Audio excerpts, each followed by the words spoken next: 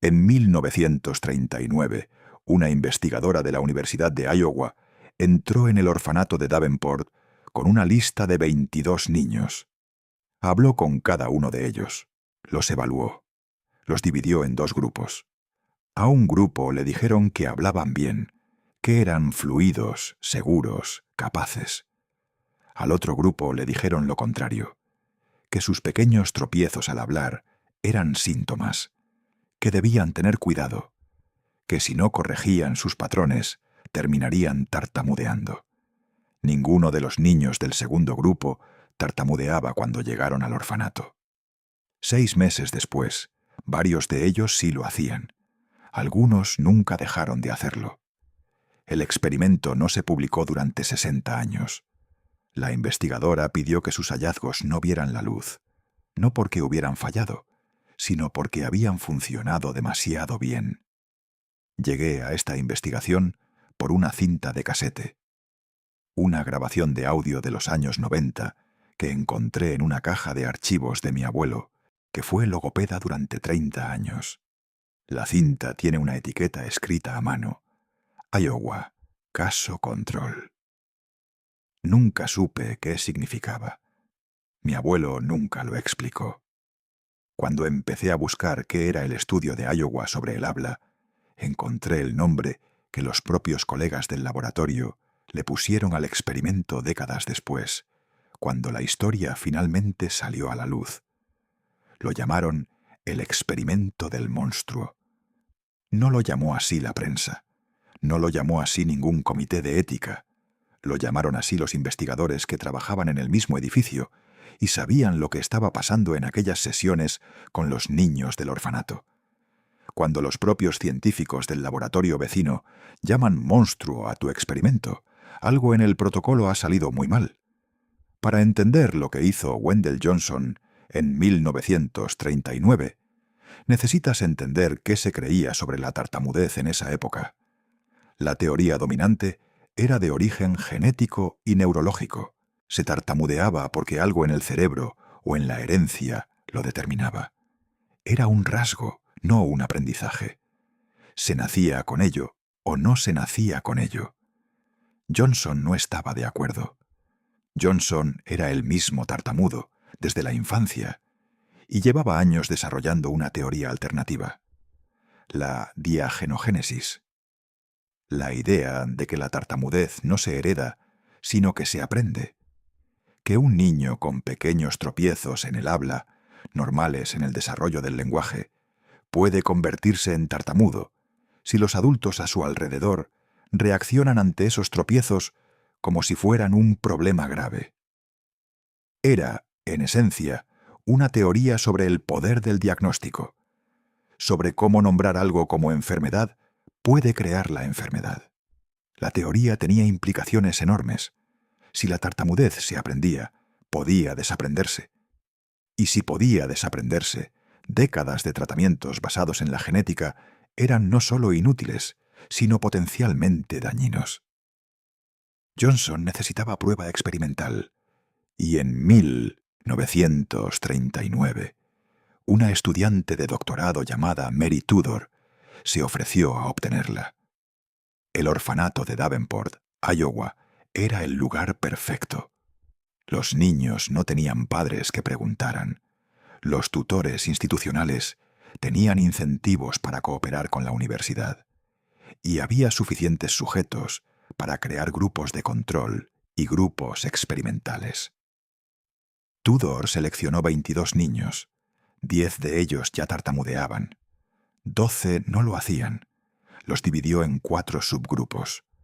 A los niños sin tartamudez del grupo experimental se les dijo, en sesiones individuales y sistemáticas, que sus pequeñas vacilaciones eran señales de tartamudez incipiente, que debían dejar de hablar si notaban que iban a cometer un error, que era mejor el silencio que el tropiezo. El mensaje era claro: tu voz es un peligro, guárdala. Aquí es donde los hechos se vuelven difíciles de sostener. No voy a especular. Voy a citar lo que está en los registros. Un niño de 10 años, llamado en los archivos como sujeto 15, pasó de hablar con fluidez normal en la primera sesión a negarse casi por completo a hablar en la cuarta. Sus profesores en el orfanato reportaron que había dejado de participar en clase, que cuando le preguntaban algo, miraba al suelo. Una niña de 9 años, sujeto 16, desarrolló un patrón de repetición silábica que no existía antes del estudio. Sus cuidadores preguntaron si estaba enferma. Nadie en el equipo de investigación respondió. No es coincidencia. Es el protocolo funcionando exactamente como fue diseñado. Cuando el estudio terminó en mayo de 1939, Mary Tudor escribió a Wendell Johnson expresando su preocupación por el estado de los niños del grupo experimental. En esa carta, que se conserva en los archivos de la Universidad de Iowa, pedía autorización para volver al orfanato y revertir el daño con sesiones de refuerzo positivo. Johnson le respondió que eso no sería necesario, que los efectos probablemente eran transitorios.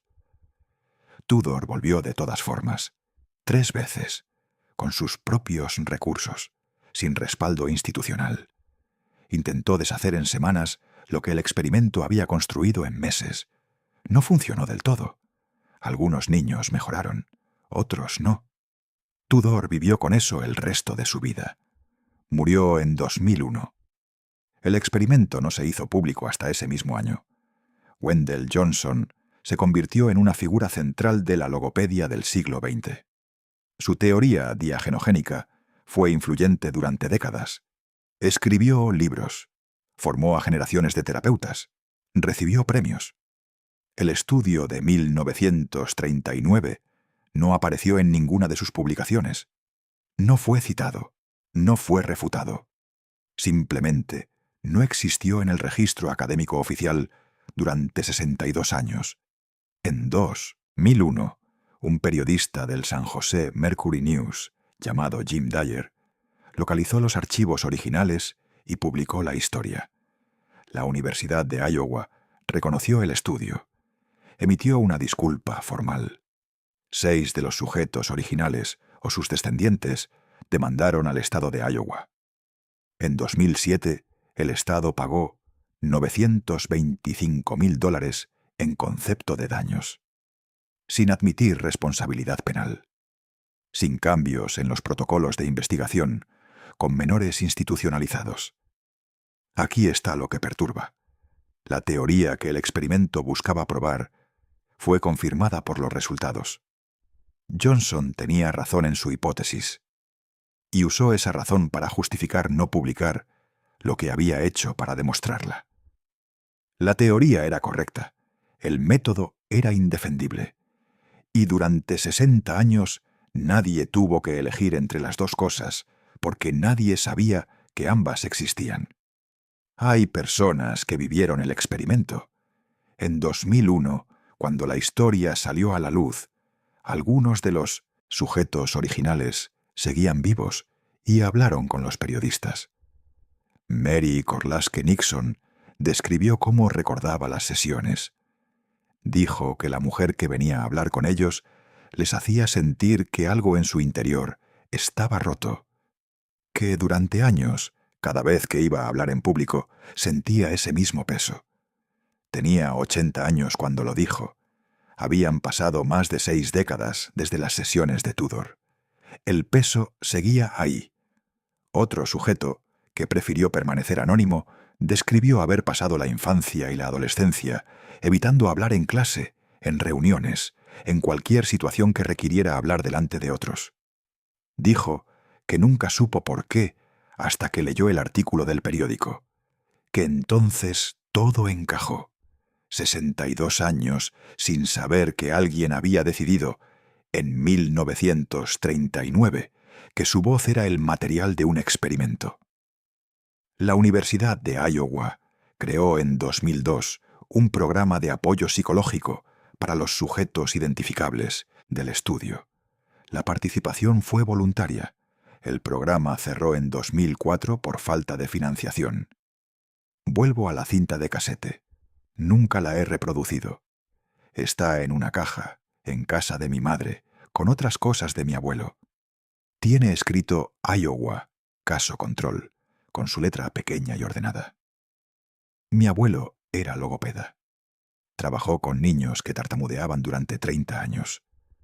Nunca habló del estudio de Iowa. Nunca mencionó a Wendell Johnson ni a Mary Tudor. Puede que no supiera nada. Puede que supiera demasiado. Lo que sí sé es esto. Durante décadas, generaciones enteras de terapeutas del lenguaje aplicaron protocolos basados en la teoría de Johnson, sin saber que esa teoría había sido demostrada experimentalmente en niños huérfanos a los que nadie preguntó si querían participar. Y pienso en el sujeto 15, en ese niño de 10 años que aprendió a mirar al suelo cuando le preguntaban algo, en todo lo que nunca dijo, en las palabras que se quedaron dentro porque alguien en 1939 necesitaba datos. Progreso lo llamamos. Pero la cinta sigue en la caja y las preguntas permanecen. ¿Por qué Wendell Johnson, que sabía que el experimento había causado daño real y medible, decidió que no era necesario publicarlo ni revertirlo de forma sistemática? ¿Por qué la Universidad de Iowa archivó los documentos del estudio durante 62 años sin iniciar ningún proceso de revisión ética por iniciativa propia? ¿Por qué el estado de Iowa pagó $925,000 en 2007 sin admitir responsabilidad, cuando las notas de campo originales describen con precisión el daño producido en cada niño? ¿Por qué Mary Tudor, la única persona del equipo que intentó reparar el daño, fue también la única que cargó con él en silencio durante toda su vida? ¿Por qué los protocolos de investigación, con menores institucionalizados, no cambiaron tras la revelación del estudio en 2001? No tengo respuestas, las sigo buscando.